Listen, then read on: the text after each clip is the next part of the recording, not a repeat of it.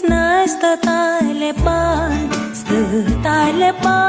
នចំពោះកល្យានប្រានអូនលែងគិតអូនត្រូវតស៊ូលូសូនជីវិតលូសូនជីវិតមិនអោយមាសមុតរបែងបានគេ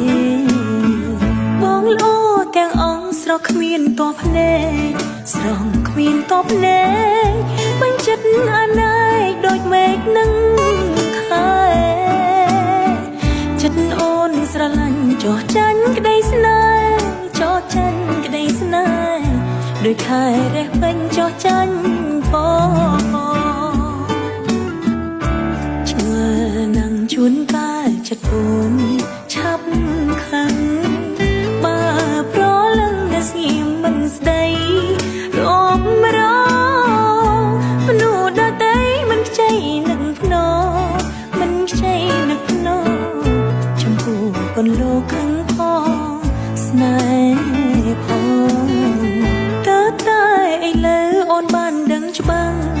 អូនបានដឹងច្បាស់ថាខឹងពីព្រោះសេចក្តីស្នេហ៍ស្នងរចាំព្រោះស្នេហ៍បែកខឹងនោះល្អបែកខឹងនោះល្អកុំប្រកាន់អូនខឹងព្រោះស្រឡាញ់